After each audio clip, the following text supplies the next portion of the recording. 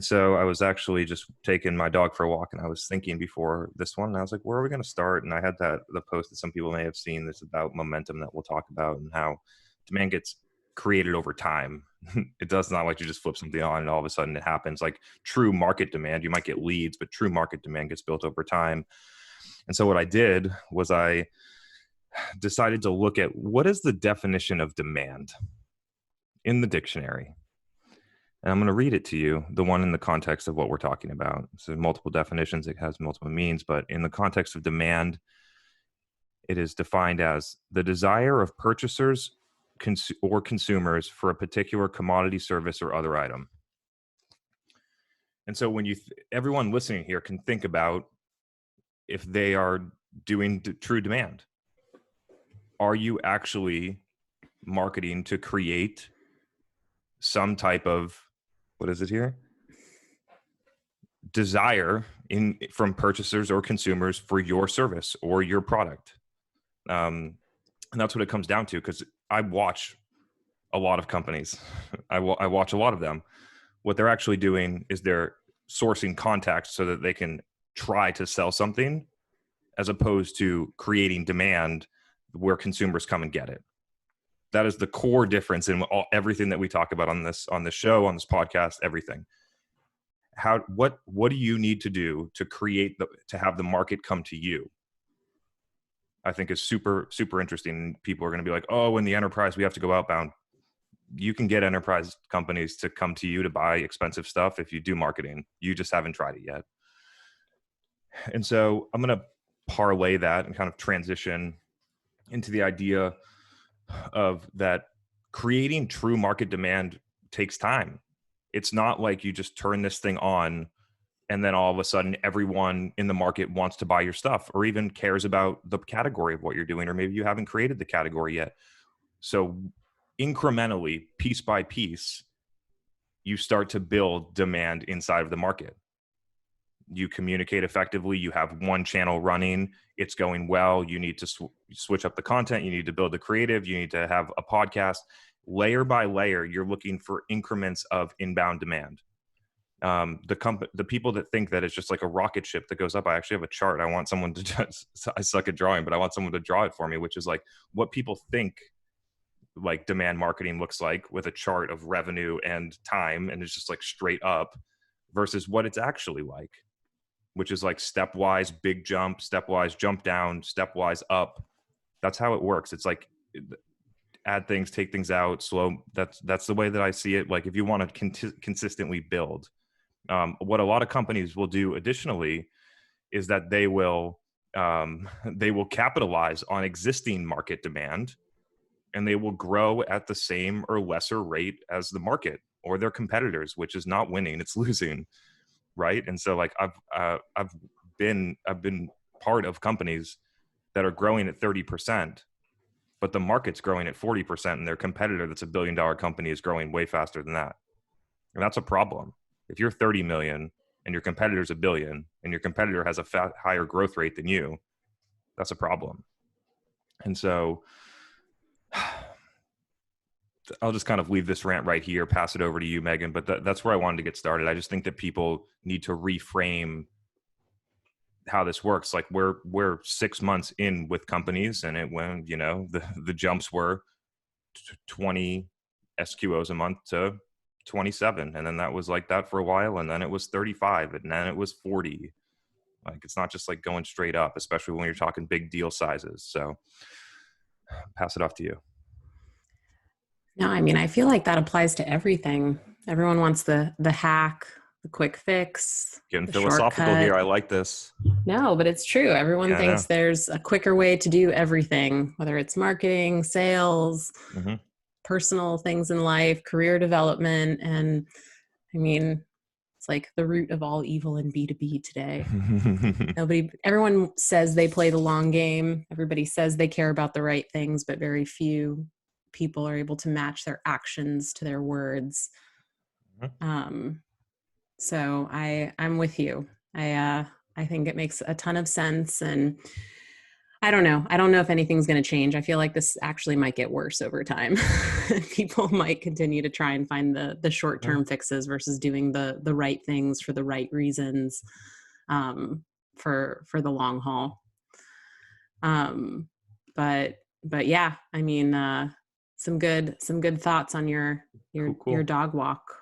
Yeah, I always have good thoughts on the dog walk. So there's a couple more things on the agenda, but so this isn't a monologue. I think we kind of go into, we got a bunch of questions. A bunch. I had one from Alex. I know I see him on here. We had a couple others. So we'll jump into questions and then we can kind of move back and forth with the agenda. That's been working well. Yeah, I was seeing Rowan sent in a bunch, but I don't see them on yet.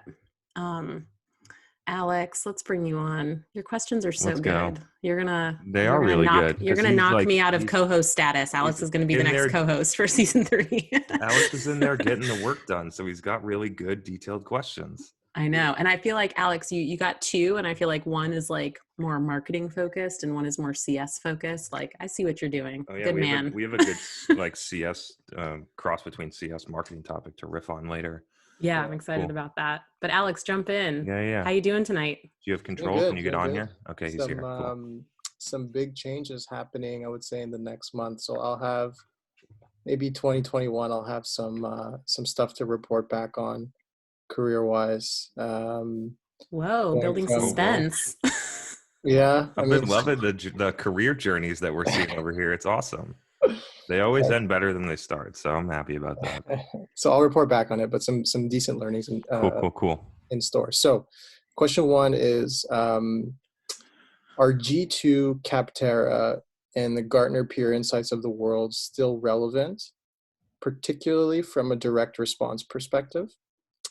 And would your answer change if you're listed organically or if you pay for those placements?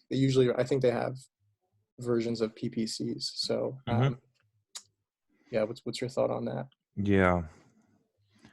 So here's the way that I look at this one, which is interesting.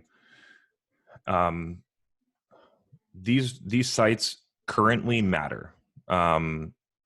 However, they're going to have to do all of the right things moving forward, or they're going to become irrelevant because they're taking, it's just like the whole Yelp play. Like, everyone trusted Yelp, and then all of a sudden every marketer came in and spammed Yelp, and then people out in the market do not trust Yelp anymore because there's 5-star reviews for terrible restaurants, and they go to them and they don't like them. So that's a note for G2 and Capterra, is that they need to stay consumer focused, and that's something that is kind of on the edge right now for me. Aside from that, the way that I would quantify this is depending on how much demand for the category exists already. And so I think if you're going and you're creating a new market, or you have a disruptive product or something like that, I think that you should encourage your customers to leave reviews, so that when people search for you, when they have a proposal in hand and they're trying to make a decision, they see 50 reviews from companies like them on G2. I think that's a smart move. But the same type of company with a disruptive product, I would not expect G2 and Capterra paid to drive you a ton of revenue or a ton of direct response conversions through that path. If you look at like other categories, like we worked with a company once that sold like legal document storage software, or contract management software was the actual search term in the category.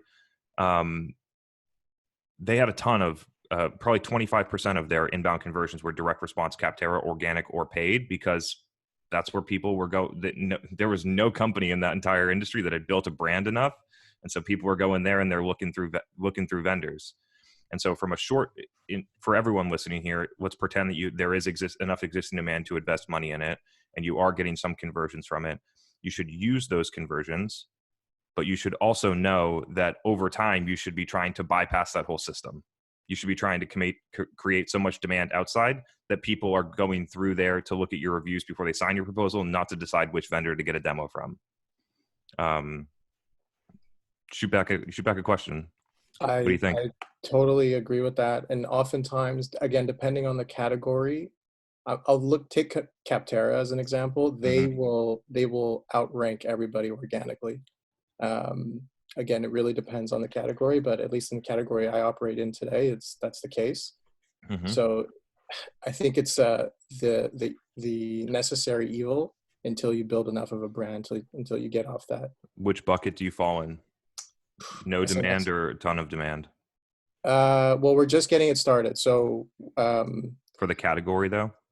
The category is packed. SMS marketing software. So yeah. So I mean, yeah, you're gonna have to probably pay on Capterra for a little while. the number one ranking is $90K a month on paid, and there's 42 advertisers. So it's heavy. So yeah, but outside of that, I'm thinking of another category particularly, but that's helpful. Thank you. Cool. That was a good one. Hadn't talked about that before. In general, like we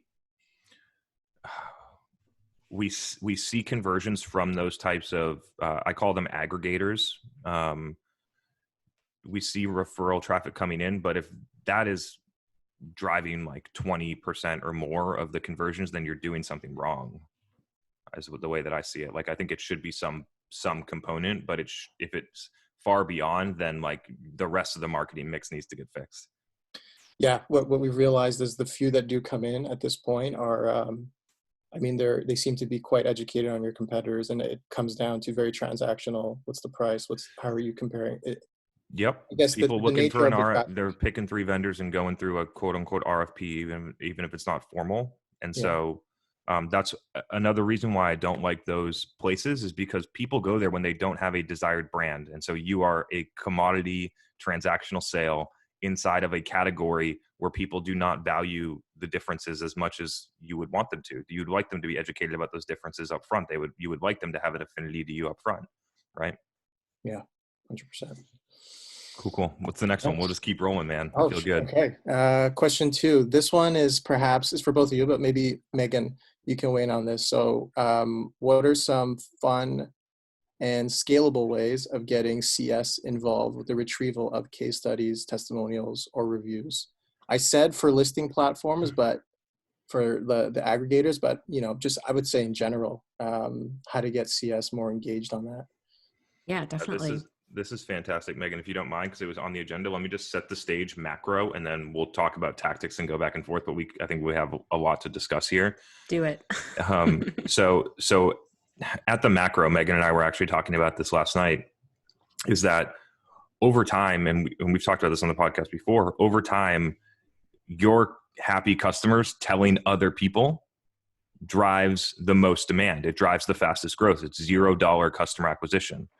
And so we were kind of like thinking like, how does customer success fit into this whole thing? Right now, it's very hand-to-hand, one-to-one combat. But what if there was like a more formal customer marketing? And I'm not naive. I know that some companies have that, but it's not necessarily like a top priority as I see it. And so some of your ideas kind of play into this. So Megan, I'll let you answer the question, then we can kind of riff back and forth. But this is a really interesting topic. There's a ton. If you believe in that concept that your customers, happy customers, telling other people about their use of the product, whether or not they're transactional referring it or just telling you about their experience, if you believe that is one of the most valuable touch points on earth, hint it is, then you would focus more effort on driving that outcome.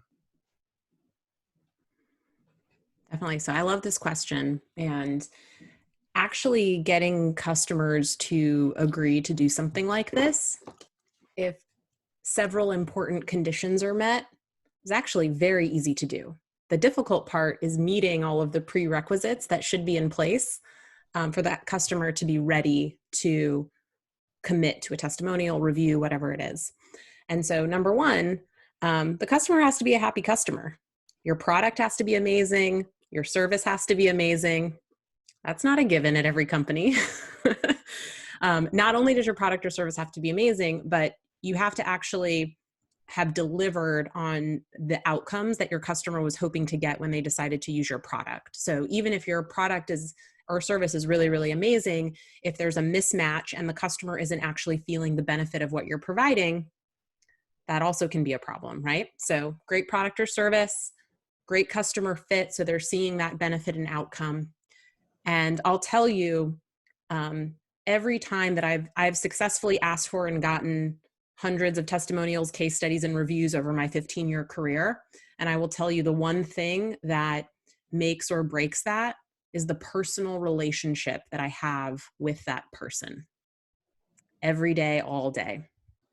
And if you have those three factors, your great product or service, happy customer getting the outcomes that they wanted, an authentic, real, personal relationship, that is a two-way street, that is mutually beneficial.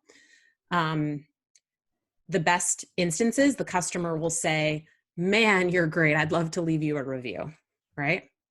I manage 3 customers at Refine right now. Happened to one of them.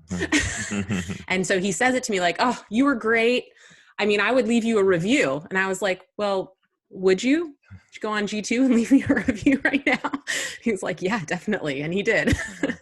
But you like, that's what you have to strive for, because it has to really be authentic. And like, if in my ideal scenario is you do all of those things right and the customer is so into it, like that comes out, and then you say, that's such a wonderful thing to say. Let's actually take action on that. And it really can be that easy, but that those prerequisites are really, really difficult. I think a lot of times people will prematurely ask for this. And that's why either the CSM or the customer is hesitant, or maybe they commit, but then find excuses later to not follow through on something. And you can ask your customers for a favor, but you have to build up enough deposits and goodwill with them over time in order for them to be happy and excited to deliver on that. So it was interesting that you use the word scalable, like what's a scalable way to do this? And I think it kind of goes back to the dog walk meditation that you opened with, right? It's if you do the right things at the right time, for the long term, you're going to build those types of relationships where they're going to want to do that. Now, you can definitely incentivize customers to do this stuff. It totally works. And so, there are times when maybe that makes sense to do something like that.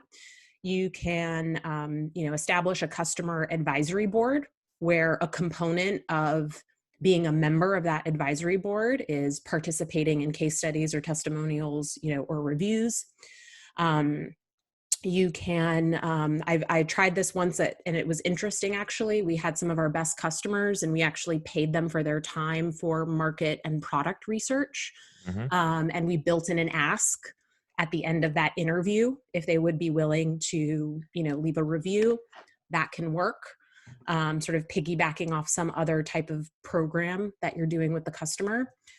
So there are things you can do. You can build it into your, 6-month check-in, your 1-year check-in. You can build it into a customer survey. I've done this before where I say, would you be willing to be a reference for another customer? And then everyone that says yes to that, you can strategically tap for some type of case study, testimonial, review. So there are a lot of different tactics that you can deploy to get it. And in many cases, customers will say yes to that. Another opportunity is also having a strong connection with the frontline customer support team. They typically will deal with problems and issues, but very often they're also interacting with power users who are using whatever you're doing and have a ton of questions. And so that's also an interesting outlet to potentially tap someone that had a support interaction. Even if it started off negative, if it ended positively, they'll often be willing to share their experience. Everyone loves a good turnaround story. So there are a lot of those things that you can do, but nothing, the best moments that I've had in my career and working with customers is when I've actually just focused on delivering them an amazing experience and they either offered or volunteered, or I was able to just, call up someone and be like, hey, Alex, you know what? We have a great relationship. I'd really appreciate it if you'd leave this review for me. And you're like, you know what, Megan, I'll totally do that for you. No problem. And those are the best in my opinion, but those are a few other very specific tactical ideas that have worked really well for me. If you think more broadly, like outside of just reviews, and look more at what are the things that I can do to influence the idea of my customers talking about me in a positive way to other people? And it's really interesting. And actually, it happens a lot like the things that are happening in demand generation, is that if you look at it directly, you do the wrong things. If you want just leads in demand gen, you do the wrong things. You get the wrong leads. They don't become customers. If you try and force customers to talk about you, you do the wrong things. It feels inauthentic. It doesn't work. And so I was brainstorming some interesting ideas here. I thought it would be interesting. And then after that, I'm going to try and think about all the reasons why companies don't do this, which will be fun too.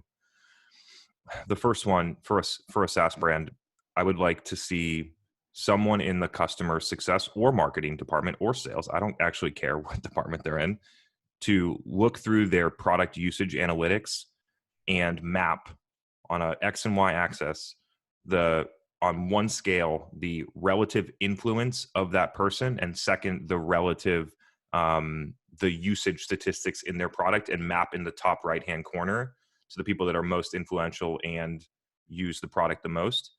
And then I'm going to invite those 50 people onto a different podcast called the blah, blah, blah company power user podcast, or whatever you want to call it that makes them feel good.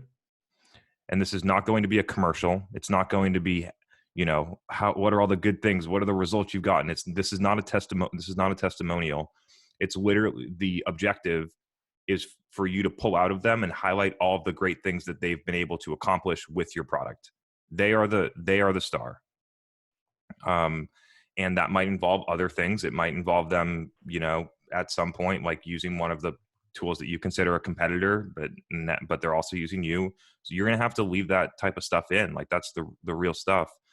And then what you could do is you could take that content and do the exact same thing that we do, is we post-produce it. We give it back to them. We give them the opportunity, if they want to, no expectation for them to post it on their own.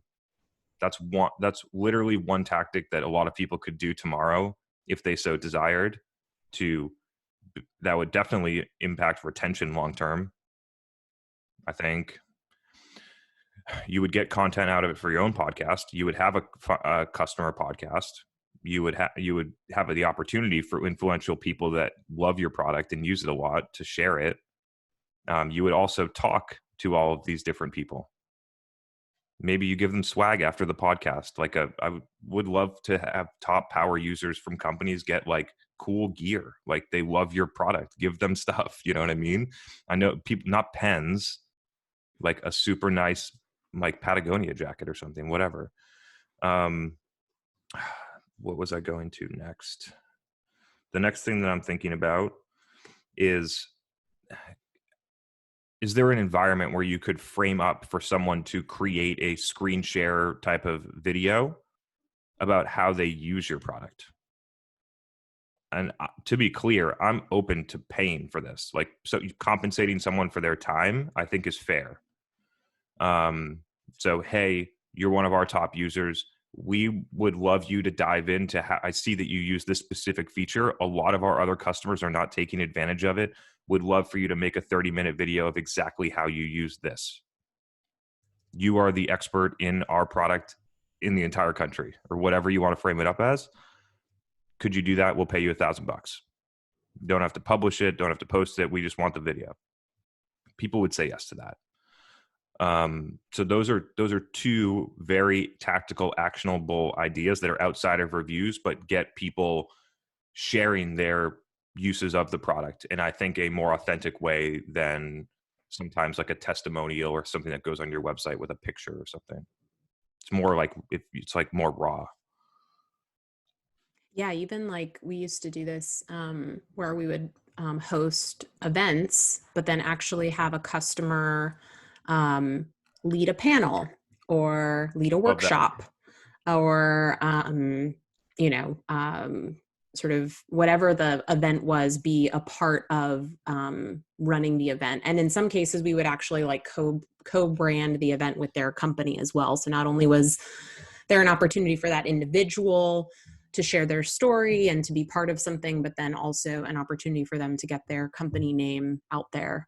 And then you have their peers where they're around them, they're comfortable around their peers want to know what they have to say. And that can be another great lever. So whether that's in person or virtual, it would work either way. The next kind of topic on this that I will kind of pass back to you, Megan, is why don't companies do this right now? My feeling, one is I'm not sure that they've recognized the reality of that word of mouth statement that I put out. Like, honestly, I'm not sure that they recognize how important that thing is, and they don't understand that they can do things to drive that. That's not a, hey, we'll give you $100 for a referral, right? Mm-hmm. So, and the next one is like, if you have customer success doing that, they're not measured on net new revenue, nor are you going to be able to measure that and attribute that back to customer success. And so there's, again, like, that is when one department could do something very useful for the business and their metrics hold them back. Well, like, so we were talking about this last night, and I was like, okay, I'm going to like rewind, put myself when I was running a CS team. And even though I think this is a great idea, how would I respond if you told me about this idea and I was in a position to potentially implement it? And it was funny, all of the different, like, immediately all of the challenges or roadblocks that came to my mind that would prevent me from doing this effectively. And so the reality is that, I mean, every single company that I've worked at, when you look at how the company prioritizes their budget, their resources, and their people, it pretty much is always sales, maybe marketing, engineering, and then maybe customer success. We're always at the bottom of the list. So not only are we at the bottom of the list from a resources perspective, from a budget perspective, we also have a really difficult job that never really ends, that no one else in the organization really understands or appreciates. So not only are we responsible for implementation and onboarding and retention and delivering on the over promises that were made in the sales cycle, filling in the gaps of the product or service that doesn't exist, firefighting because we don't have enough support people, dealing with all of those things that just happen in a normal customer life cycle. The first thing I thought of is like, when would I even have time to make a podcast? I just wouldn't have time for it. And I think that's like a true reality and a constraint for so many leaders out there. So I actually think if you asked 100 CS leaders, do you think this is a good idea? I think every single one of them would be like, yeah, that sounds great. But then you ask them the same question of, would you implement this tomorrow? And they would probably have all sorts of excuses and reasons, like probably legitimate reasons why they are constrained and not able to do that. And you made a really good point, because although I buy the argument that absolutely improves retention, like it really is like a marketing and a sales effort in many, many ways. And, to be in that role and on that team in that department, and to sort of expend all of that effort and energy, knowing that some of those results, like those other people will then be celebrated, which happens normally in those organizations, is just I think it's a truth. I think what's interesting is, could CS get help from marketing and sales? Like, could this actually be a collaborative effort? Could this be a way to bridge the go-to-market teams to actually work together effectively so that CS gets the customers, they get them to the table, but they're not on the hook for the other logistics? That's not coming out of their budget. So I think, like, when you think about how to actually implement that in most companies today, like, I think it can't be looked at as a customer success initiative, but rather like a go-to-market initiative. Yep. And each of those teams, they play a key role in making that happen. That said, I think that's a huge problem at so many companies, is like, usually those teams don't get along and don't work well together. So you have to fix that first. And so I think I love the idea, and I'm so bought into the idea, but I think some of these, I feel like I'm being a downer right now, man. The realities and the constraints. Let's get the energy back. I know. I'm like raining on your parade, Everything's going to be great. Everything's great. But yeah, so I think the trick is, how can we anticipate the fact that these are the realities, and how can you position this idea in a way that could actually work given those constraints? Because I do believe there is an angle there, but I think I think that the secret is, how do you get marketing, sales, and CS to execute on this effectively as a team? It's weird because if you really roll back the layers to all those objections, it's just about organizational design and how resources are allocated and how that maps to how executives think that what's most important. Of course. Right. But that's usually dysfunctional. And in most organizations where I've actually made headway in fixing it, it's a 12-month process, totally. Right? It's not an overnight fix. And so, but yeah, if all of those things are true, then yeah, let's do it. I was thinking about something last night that was kind of weird. But sometimes Megan knows there's nights where I just call her 6 times at 9 p.m. because I just have something that I need to talk about. And so I had one of those nights, but after the call, we had a great chat. And then after that, I was just thinking about other things. And the thought was to me, and it seems so simple, but I think that if I broke it down like this, I wish you saw the diagram. I can share it later. The question I was asking is, how did we end up here in B2B marketing? And if you really trace back, so I'm talking in the 1990s, right? In the 1990s, the gap for B2B was targeting. The gap was targeting. And so you could not run TV commercials. You would not do newspaper ads. You did not have addresses, so you didn't run direct mail. And so what you did is you had a field sales rep that had some, data or whatever and tried to find people. And you had trade shows where people collected, where that was a very smart investment at that time.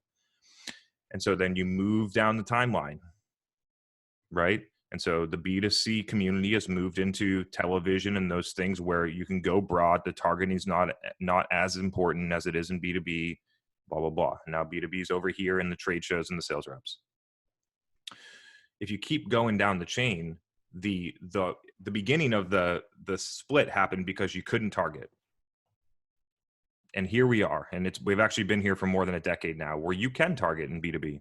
You can get to the right people in a fashion just like B2C. So both of those types, that divergence should be coming back to where it belongs, where that B2B and B2C marketing happen in about the same fashion, which is really interesting, introspectively for me to reflect on that, because that's what I've been doing for 4 years. And it's probably longer than that, probably 6 or 7 years. And it's really working.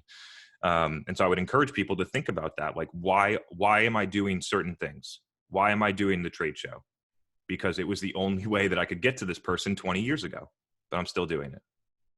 I don't know if that was helpful for people. I found it really interesting for myself because it's really, I get confused as to how obvious it feels to me. And so I try and figure out why other people don't see it. Well, and it's I think the B2B, B2C, obviously there's a clear distinction there, but I think we're getting to the point where the lines are blurred. And it's you hear the phrase human to human, right? It's just it doesn't matter if you are a consumer or a business, you're actually selling to a person. And it's so easy, especially now with technology, to just look at people as numbers or lines in a spreadsheet or resources. And it just goes back to, I think, even the rant at the beginning, I think if people cared about other people and did things the right way, it would work. I was talking, David's going back down memory lane about his trade magazines in the 1990s. It really is true. And I believe him. You can literally go on there and do all of the things that you couldn't do 10 years ago and go and get to exactly the right person. Cool. Oh, Matthew asking this existential question. Questions. Let's roll. Well, actually, I think Rowan is on. Nice. And Rowan submitted a bunch of questions beforehand. Rowan, you want to come on the show Cool. and And ask if us your anyone has questions, feel free to drop them in the chat. We'll have you come on. You had several good ones. Yeah, I think Chris will dive into. What's up? What's up? How's it going? Good to see you. Me too. I love this, by the way. Keep it going. Right on. Thank you. Bring it up exactly. So one big one that I'm kind of struggling with is like diving into the data more, and I'd love to learn like a little bit more about any kind of data dashboards you have and kind of what data you prioritize. Like I know scroll depth, I know you look at like leading lagging indicators like demo requests and such, but like kind of what you prioritize outside of specific ad campaigns, because that's one thing I'm trying to get better at. And yeah, I have a few more. Let me pull them up though. Let's just start with this one, because this is a big. I promise we'll get through them. But if you say the next question, I'll forget this one. So, are you talking in platform or at the business level? At the business level. Yeah. So the core distinction that I make here, and this is partially experience and intuition to know how, like, what channels to use for what purposes and different things like that. I can communicate that, but there's some like, does 50% of the budget go on Facebook or does 30? Like, those are things that are just experience type of pieces and then you can figure it out from there. At the channel level, you're right. Scroll depth, read the page, viewed the demo page, converted on a demo form, view through a click-through attribution, ideally on a different device later, not on a mobile device direct response. That's my objective through the whole thing. If it's retargeting, I could see how that flow would happen, blah, blah, blah. When you get to the business level, my Salesforce dashboards are pretty consistent across almost every company we work with.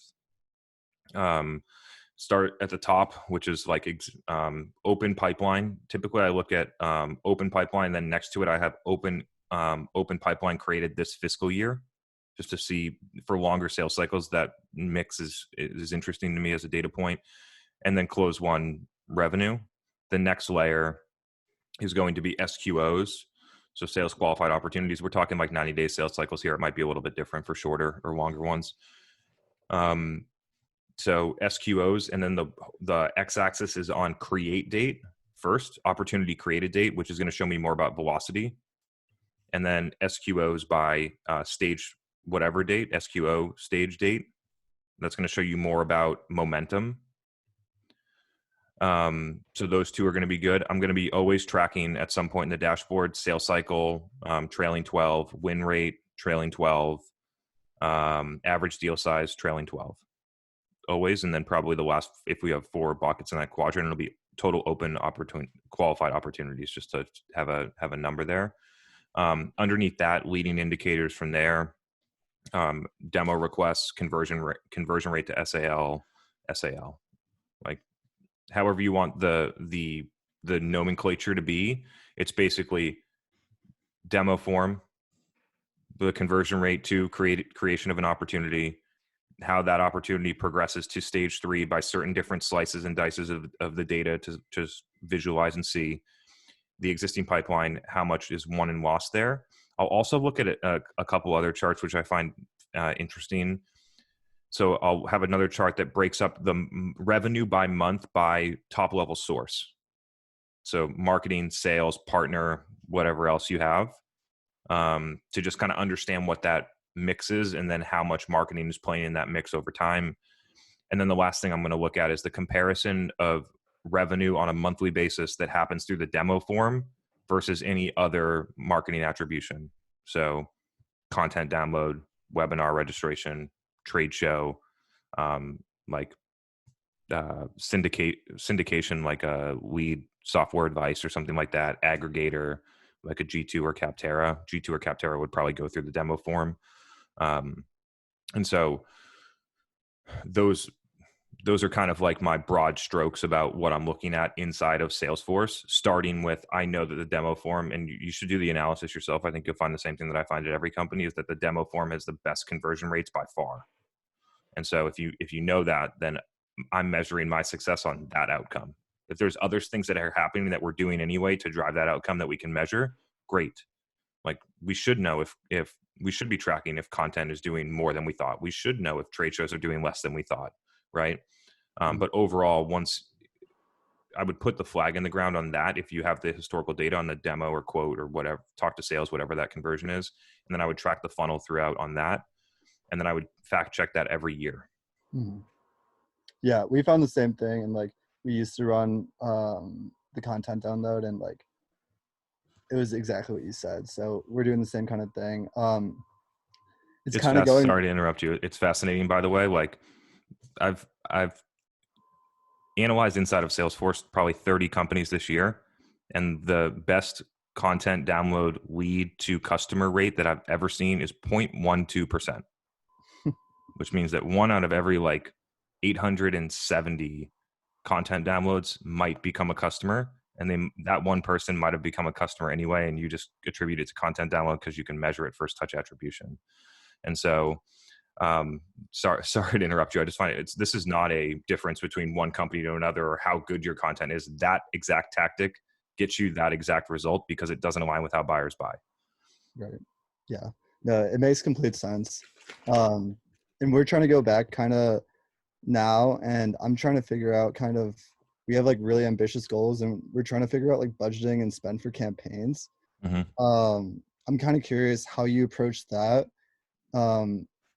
Aside from intuition and maybe looking at past data, but like we're kind of stuck in the mindset of, oh, lowest cost per op or lowest cost per lead is always like the best, and let's revert back to that. But when we're trying to scale it and especially hit like bigger accounts, so like our software could sell for 10K or millions of dollars. It really depends on like how many people use it. So going back and like trying to budget and figure out like spend for campaigns, how do you approach targeting different level accounts or different level, like different size companies, aside from like looking at like cost per lead or cost per op? Because a lot of those things, like it might be substantially higher, and then there's that fear point of, oh, we're spending double what we spent last week, but we're going after bigger accounts, and like it might not work out. So like, what is usually your thought process behind that? Yeah, to just a clarifying question, just to make sure, your overall goal is a organic or direct traffic, mainly coming as last pass through Google to the demo form, or are you doing conversions inside of the ad platforms or direct response inside of the ad platforms? We're doing a little bit of conversions inside of ad platforms just to pump ops. Because we have these ambitious goals.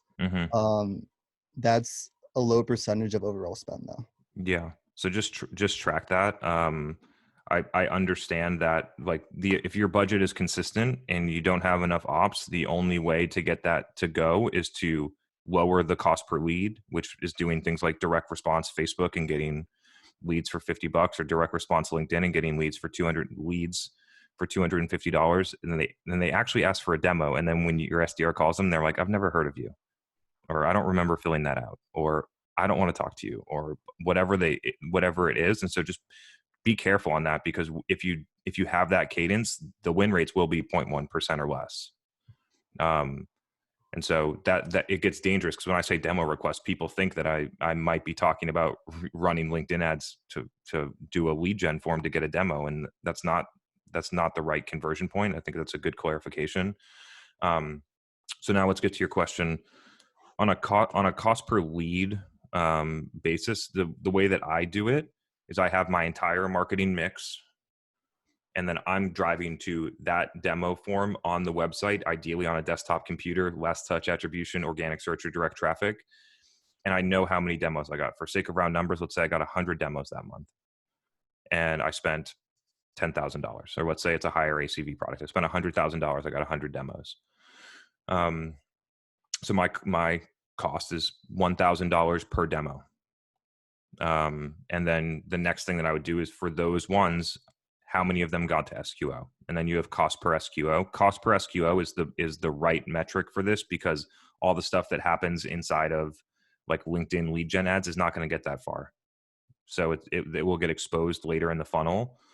And then you have cost per SQO, and then as long as you continue to do the same marketing mix, you should expect relatively consistent performance throughout the funnel, right? And so at that point, like I know that my $1,000 demo request is converting to a customer at, just for sake of round numbers, let's say 10%. So my CAC is $10,000. I'm selling a 75K ACV product.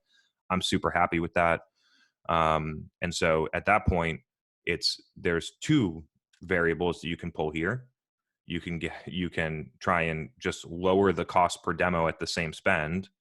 And so you can do that through optimizations, better creative, better content, better targeting, all those different things. Or you can try and increase the amount of demos, right? Well, I guess it would be the same thing. Or you can increase the spend and increase the amount of demos at a higher rate, are the two. The metric that you're looking for here is actually pipeline dollars per advertising dollar. And so qualified pipeline dollars per advertising dollar is the right metric. I've seen anything in the range of 10 to 100. Somewhere in that range should be. So and then it depends on your funnel metrics and your growth ambitions and how much you can accept for a customer acquisition cost and how all those different financial things inside of the business. But if you're winning SQOs at 20%, let's just say, and you get 10 pipeline dollars for every dollar, then you get $2 for every one. So 6-month payback and you go. So that, yeah, with deal size, with ACVs that are very dynamic, I like pipeline dollars instead of SQOs. And then I like pipeline dollars per advertising spend instead of cost per SQO. Mm-hmm. So you want 20 to 1 ratio or something like that. It also depends on where you're drawing the line and when it becomes a qualified pipeline dollar. Mm-hmm. Like that stuff has to be real. That stuff has to have more than a 20% win rate once it hits that point. Right. Got it. Okay. That's super helpful, because that's the one thing that we never figured out is with a low budget we could hit it, but when we try to scale, there's always something that didn't quite scale and we weren't sure if it was a time lag or whatnot. But yeah, let's really talk through it. I think it'd be valuable for people. So what were you trying to scale? So essentially demo requests. So but what were you doing to drive that outcome? Primarily LinkedIn ads, and these are just to valuable content, like case studies or product tour or ungated on the website. Yeah, ungated on the website. Mm-hmm. Yeah. Okay. And we know for a fact that some of the case studies we'll send people to and they'll immediately get a demo request. Some of the other ones though, there's more of a lag to it. Mm-hmm. And we're not entirely sure why when we up the amount spent, it doesn't convert to more demo requests or more ops.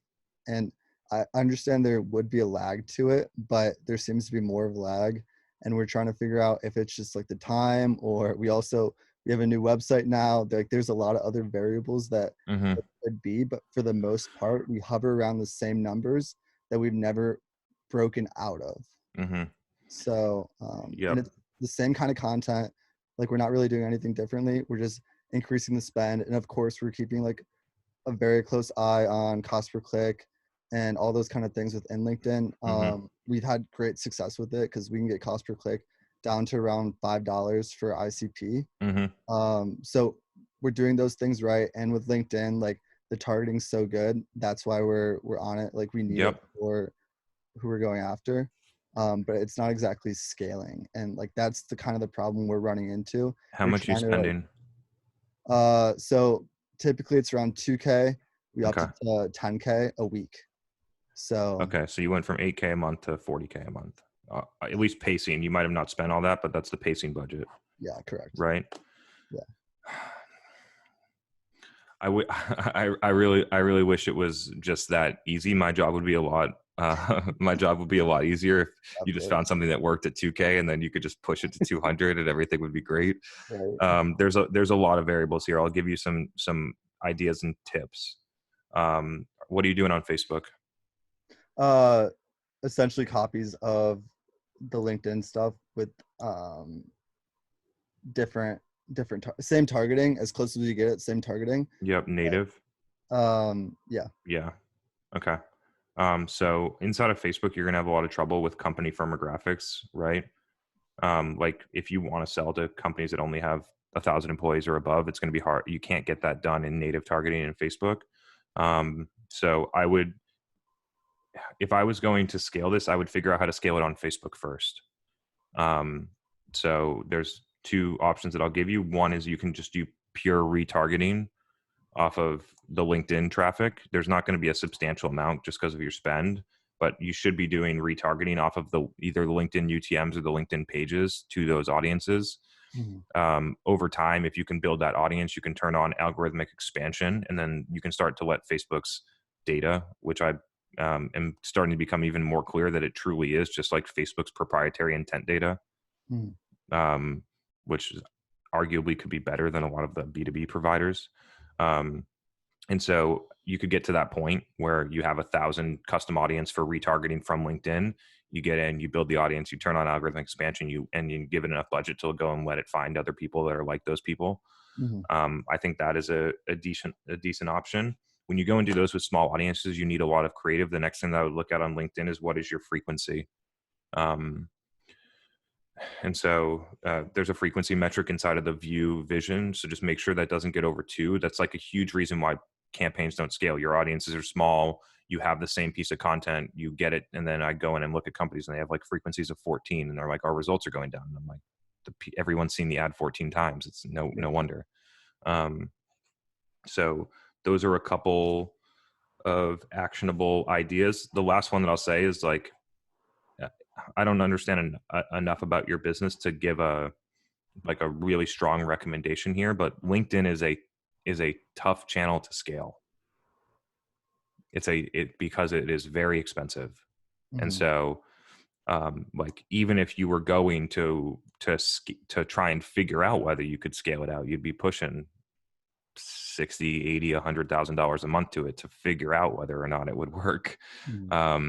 Which is scary for companies that are not super large with huge budgets. And so the other thing that I would think about is switching up the objectives inside of the ads.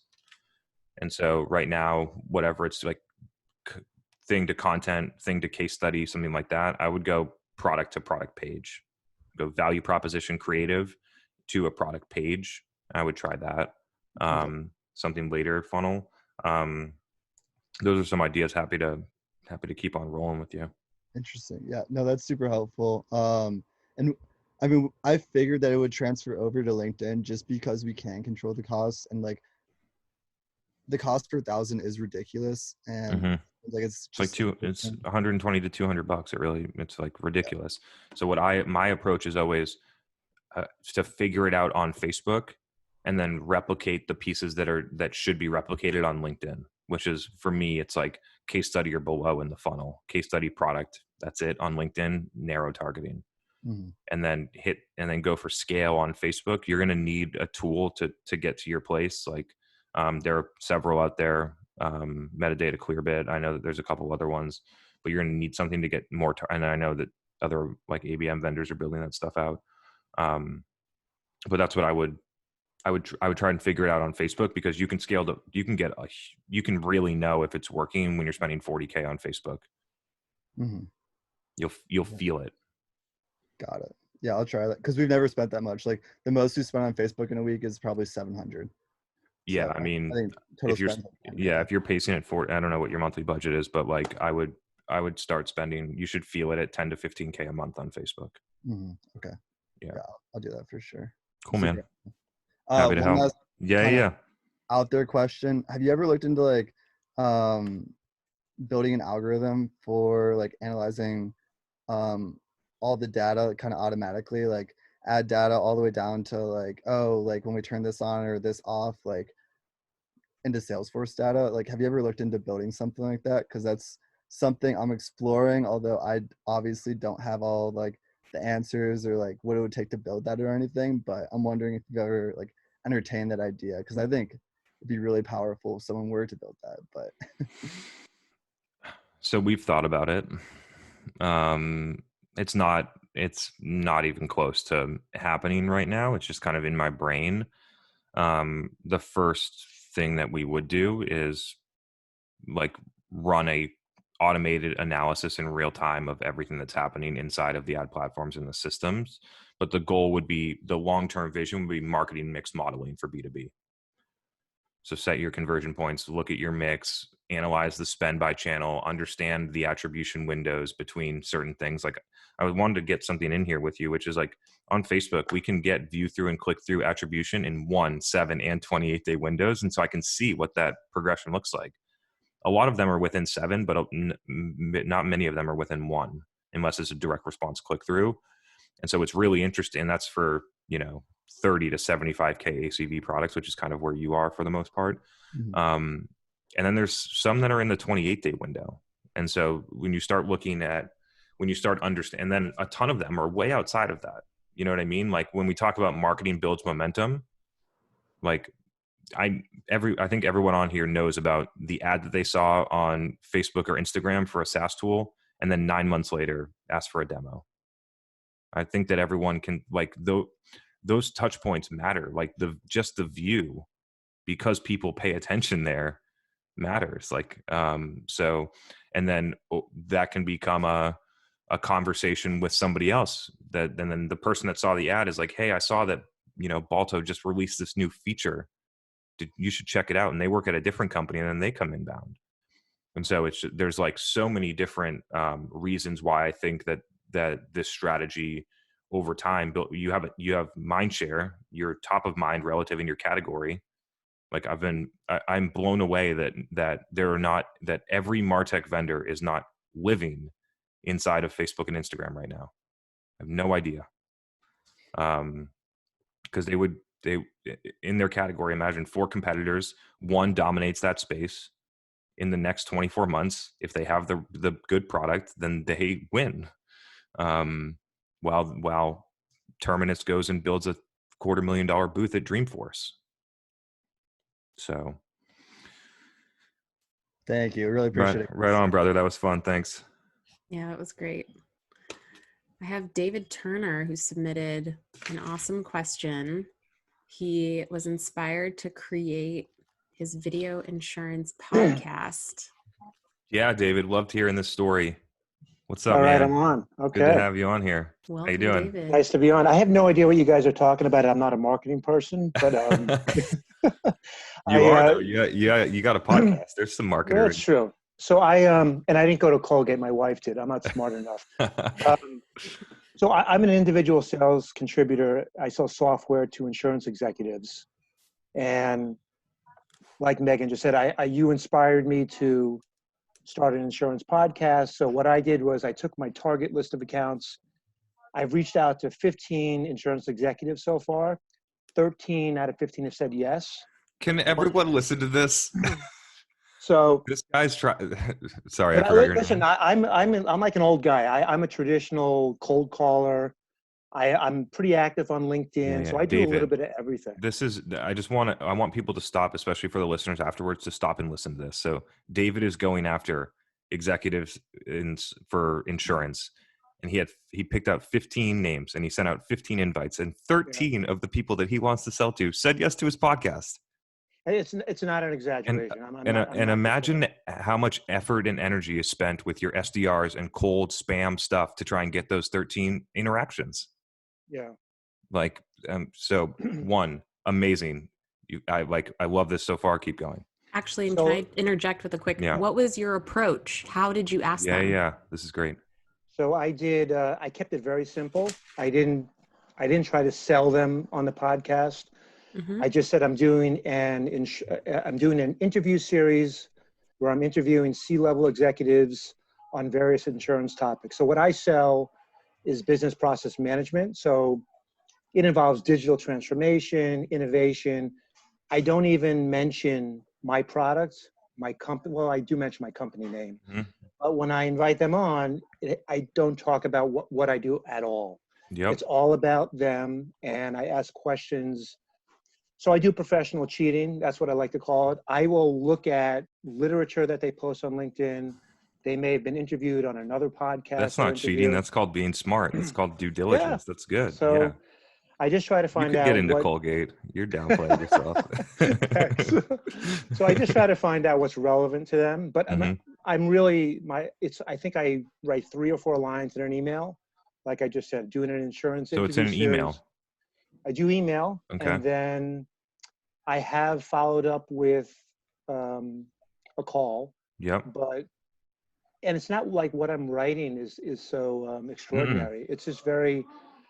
It's very inviting. Yeah. But if I feel like if I call someone out of the blue, you know, their guard goes up, and I give them a little time to digest the email. Yep. Email or LinkedIn DM, depending on your persona, I think both are viable.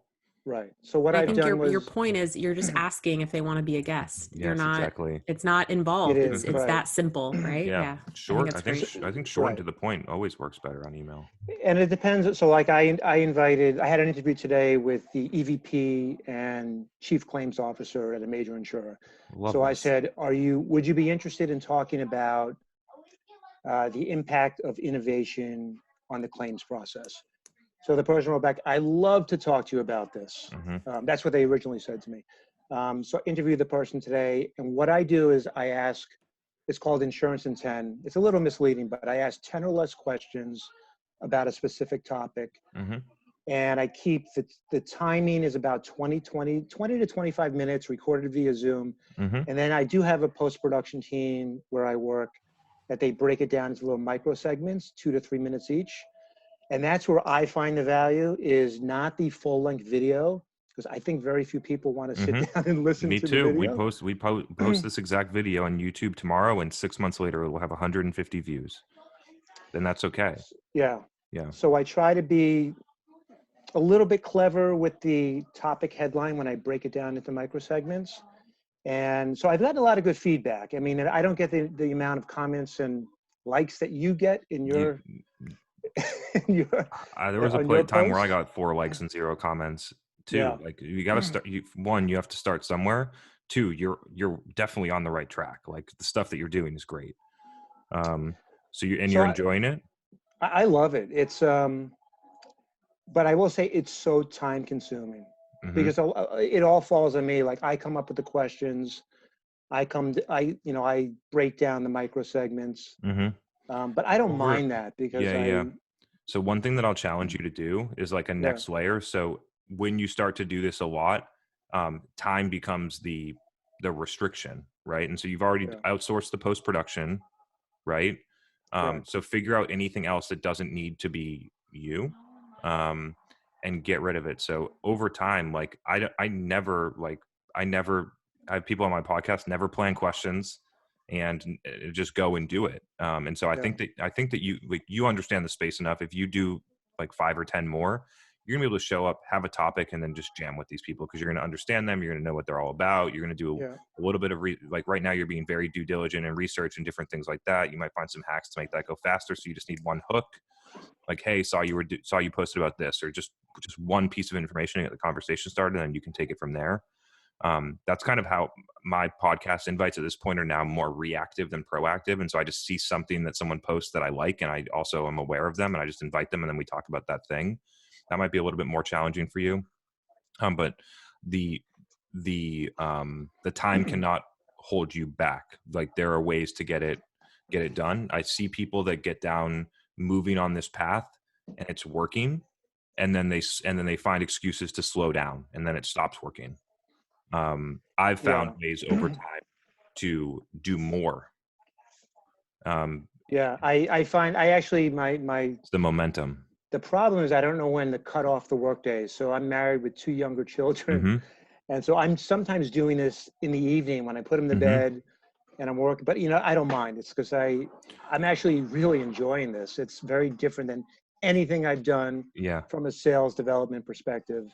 But my question, because I don't want to hog the whole I love this question, by the way. I have a good answer for you. It's good. So I do have a sales quota, and I'm interviewing my target audience, but I'm not trying to sell them. But at what point, I think I asked you, how do I sell them without selling them? Like, is it a wait? Is it a long game approach?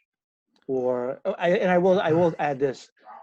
I do when I record the podcast, the value I get are those 10, 15 minutes before and after, where I do a little bit more discovery that I don't include in the podcast. But these are questions that are relevant to me from a sales perspective that I don't record. So I just wanted to throw that in there as well. Yep. How many accounts can you sell to in your territory? It's really unlimited. So I have probably 100 target accounts. And like I said, I've only reached out to 15 of them so far to invite them on the podcast. So it's funny enough. Literally today, actually it was yesterday, I had a CMO on my podcast in October of last year. So almost exactly a year ago today. And yesterday I got an email from her that said, long time no talk. I would love to become your customer now. And we had a call today and then it's going to happen. And so, and that type of effect, when I did this test with 8 people last year and just had belief in the concept and then saw it happen once, and then I've just waited. And now I do other things in podcasts and different things like that. And I have like 4 or 5 deals cooking from podcasts I did 6+ months ago, just by waiting. But here's the thing. It's about how do you maintain the relationship over time. And so do the podcast. If you want to, you could chop up the clips for them and then share the content to them so that they could share it. That's an option. That's what I'm doing. So that's great.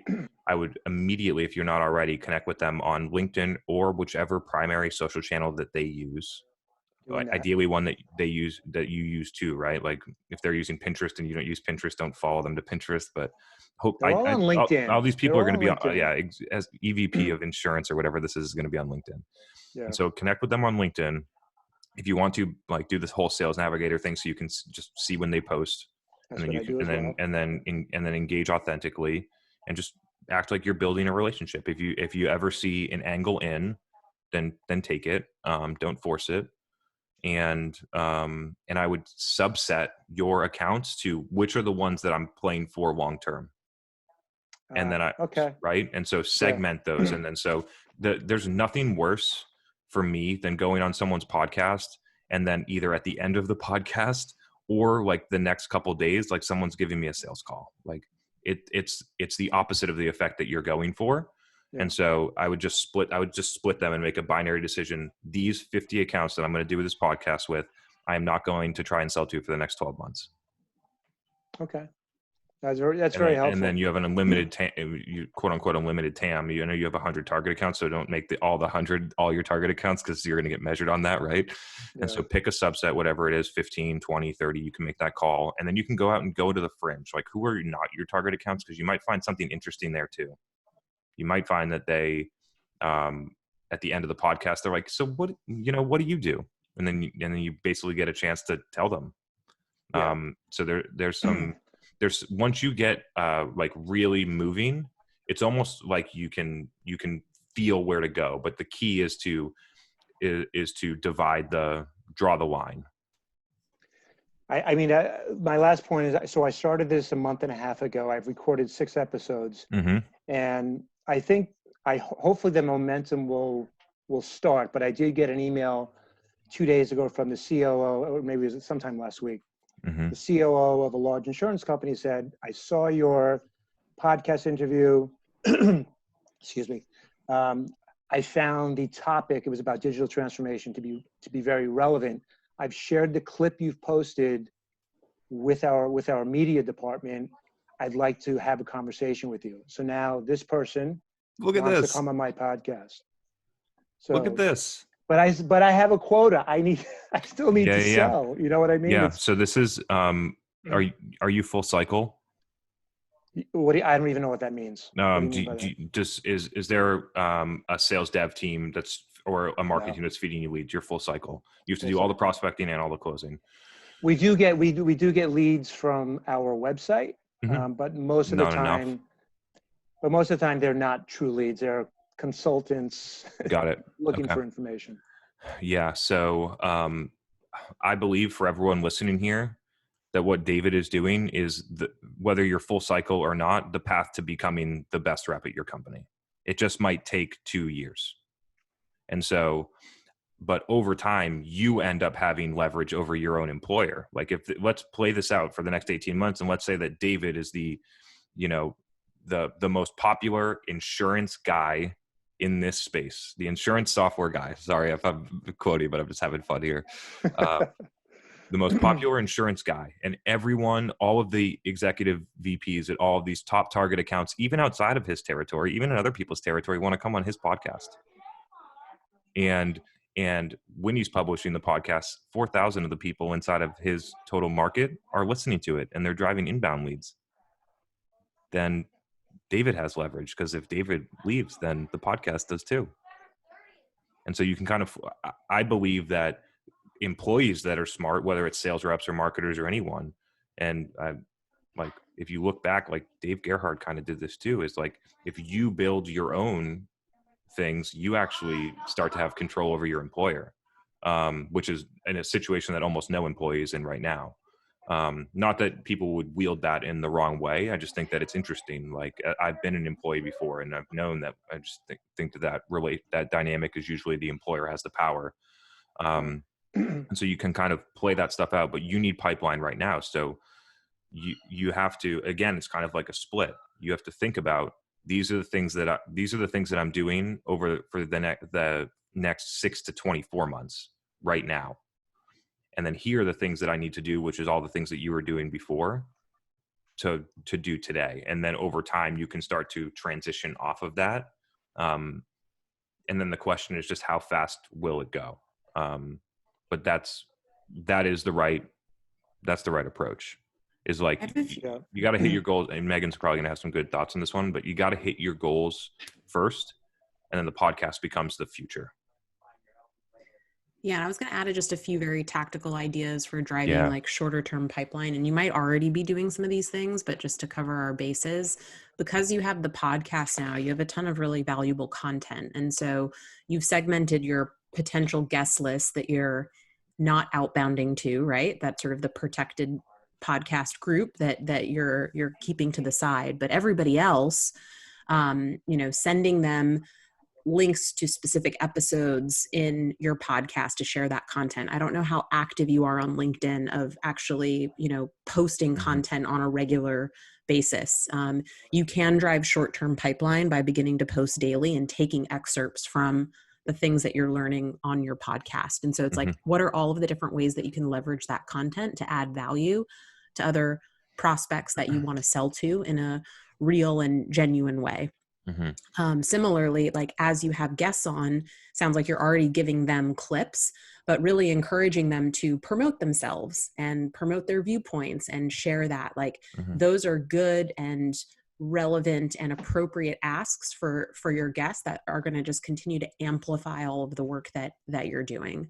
I'm sure you have like Sales Navigator too, and being really specific about building your connections to all of your other types of prospects and continuing to, at this point, after all of those people that you've spoken with, like you are probably an expert.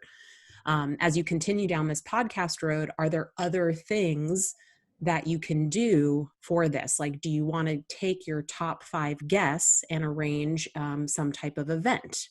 And then send an email to the rest of your prospect list, inviting them to the event so that they can come and listen to the 5 great people that have interesting things to say that they probably know about, right? So it's, what are all of these things that you can just add on to what you're doing that amplify all of your efforts, and that type of stuff will drive short-term pipeline. The other thing is your close lost opportunities from 6 to 12 months ago.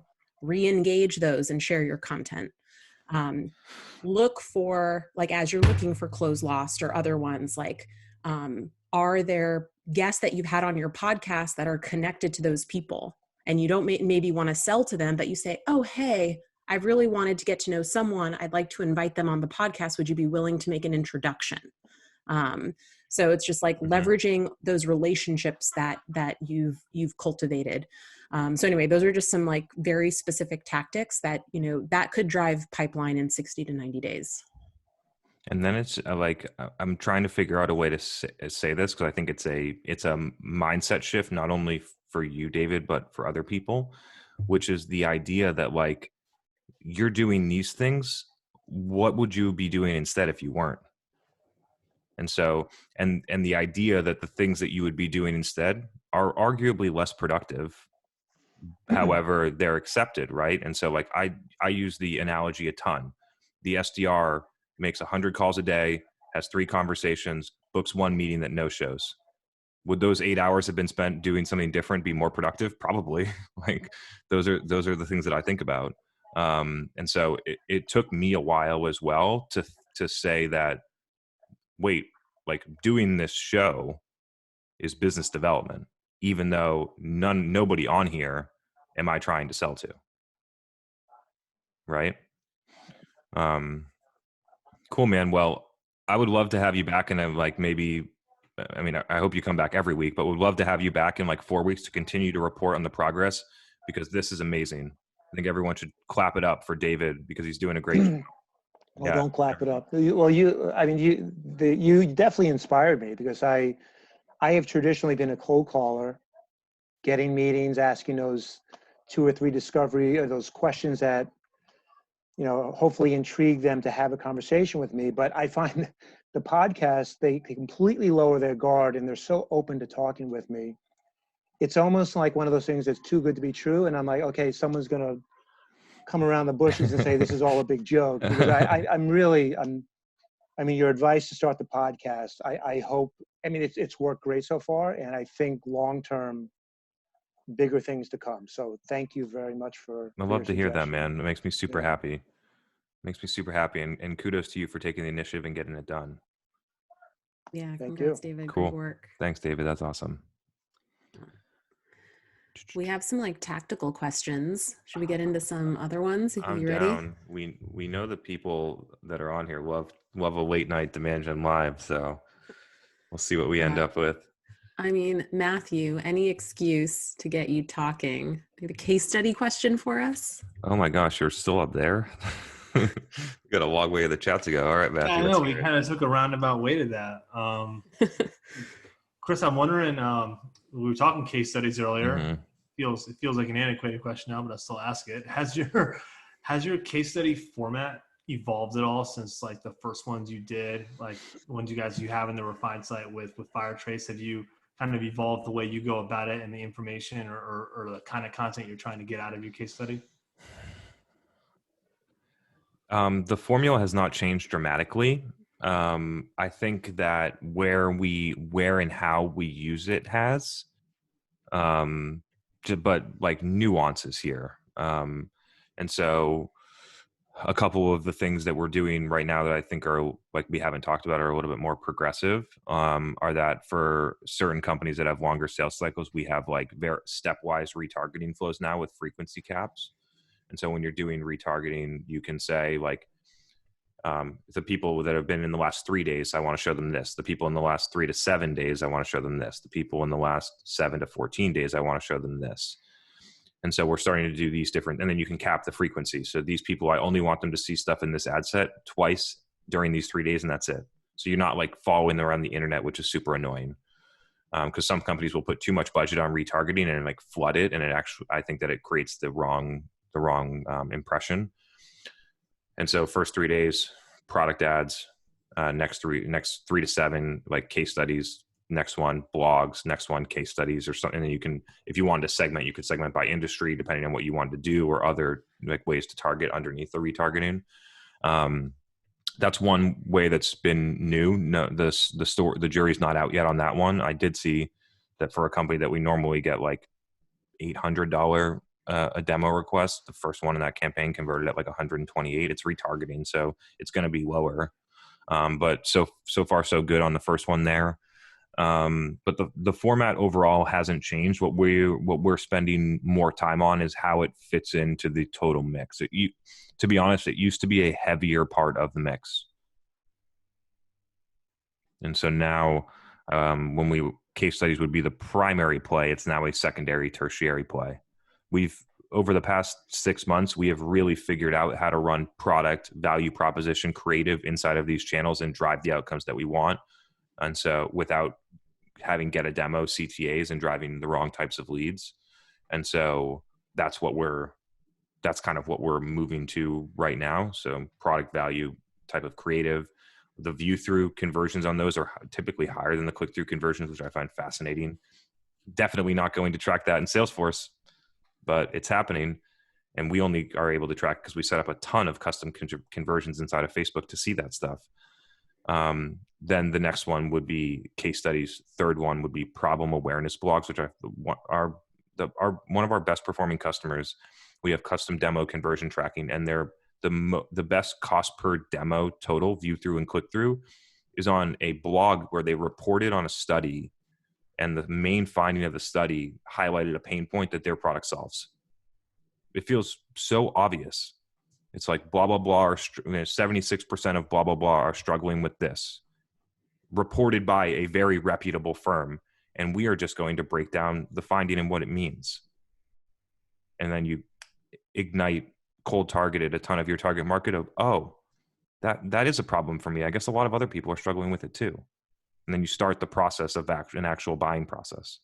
And so those are some of the, I kind of went into a bunch of different directions there, but the core like on page format is not that much different.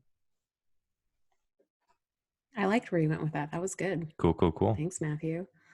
Max has a good like tactical LinkedIn question. Max, we can always count on you for a good question late in the episode. What's up, man? Conversation ads. What you got? Actually put that in earlier.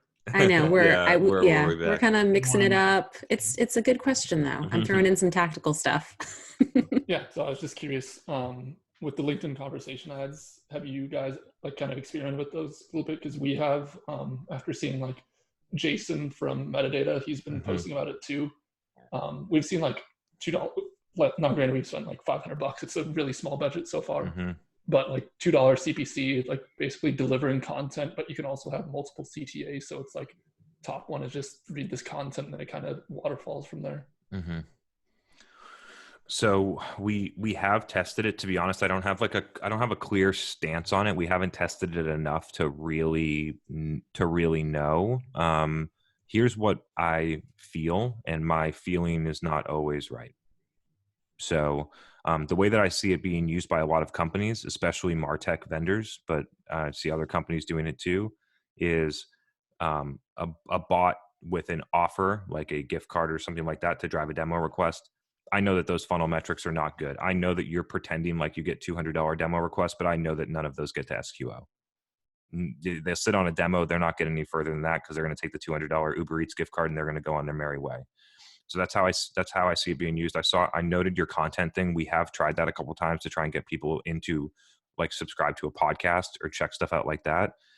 My like emotional feeling, and I'm being very clear that it is an emotional feeling, not a data-driven feeling, is that that medium is obtrusive. It's interruptive. And so it's not a place where until I've kind of like been in other ones, like I would much prefer a highly personalized one-to-one that's relevant and timely to someone, manually done, than targeted stuff like that. But I totally agree that if you can get someone to engage with content that works for them in an unobtrusive type of way at a good cost with a good positive response afterwards, then I think that's a good move, because you're going to pay $8 to $20 in the feed for that same click. Right. Yeah. So, and I know that I know that they're way less expensive than feed ads.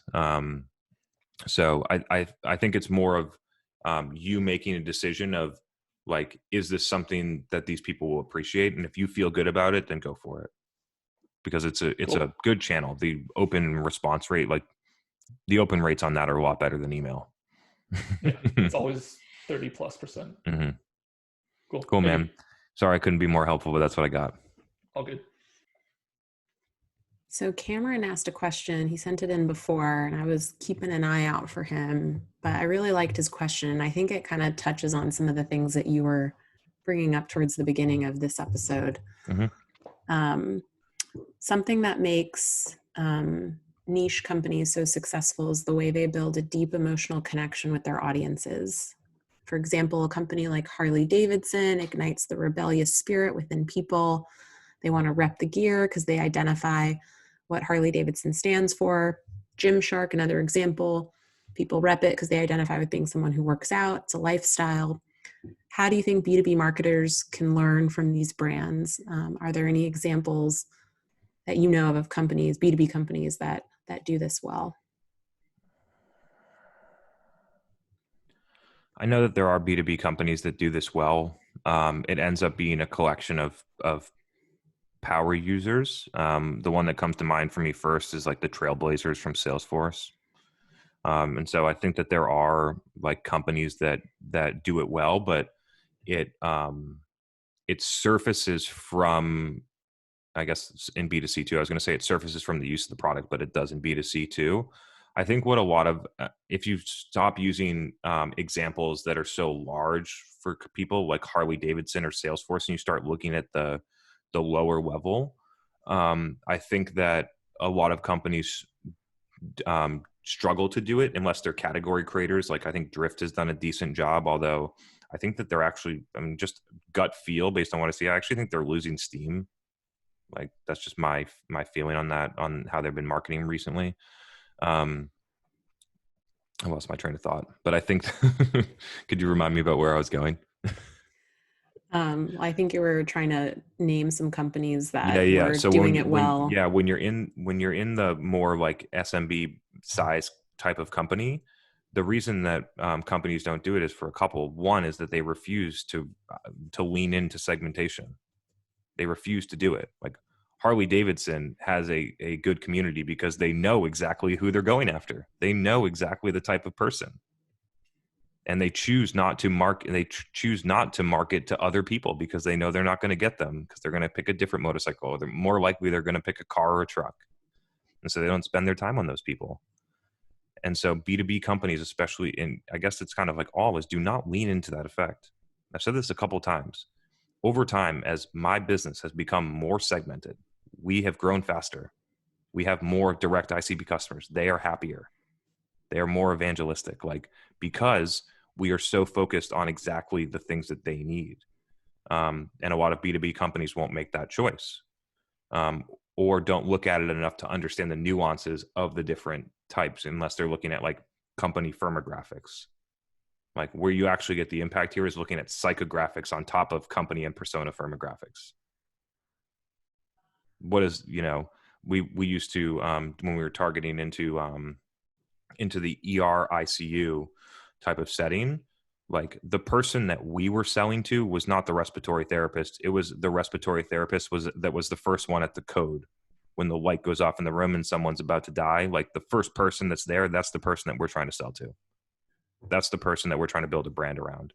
And so we knew that the person that was in the break room and not going to do that because they knew someone else was going to do it was not the person that was going to bring our disruptive technology into the hospital. So we didn't spend time on them. So that's an example of segmentation. So one, segmentation, and two, commitment to customer success and community early on. Companies think about that way too late.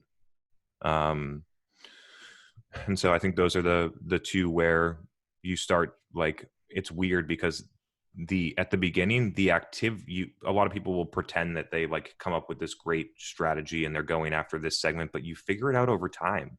Mm-hmm. Like you figure it out by doing it.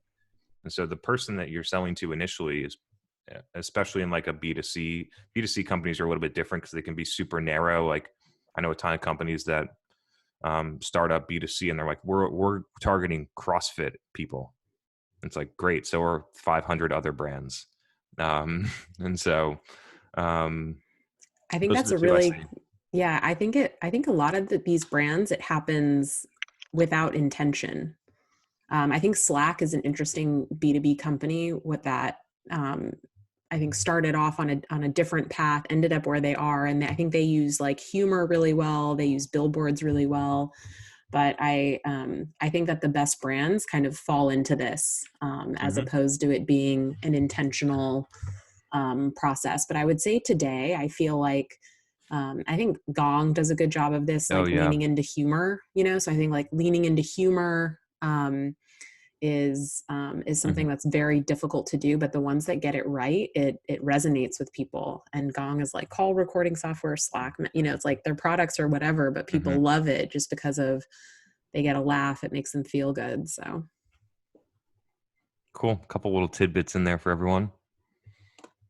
I'm taking a poll of what type of Demand Gen Live swag people want in the chat. Yeah. We're going to be market doing some research. Giveaways are coming, by the way. We're going to like best question bet. We're figuring this stuff out. So just stick with it for like just 8 or 12 more episodes, but it's on the way. We're working on it. Cool. We got a couple more. There's probably some in the doc too. Yeah, I'm coming back here. For that, I know. Yep. David K, are you still with us? I think these were some older questions around a conversation we were having, but it might have been relevant to the conversation. Yeah. Okay. You know, maybe that's it.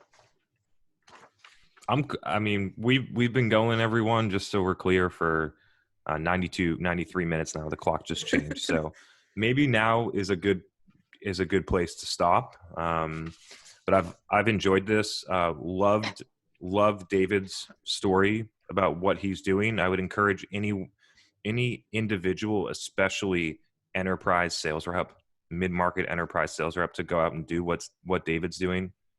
You're going to have those conversations. You need to make sure that you have enough accounts that you can go and do that with people and not complete and then have to go and sell to the people that were just on your podcast.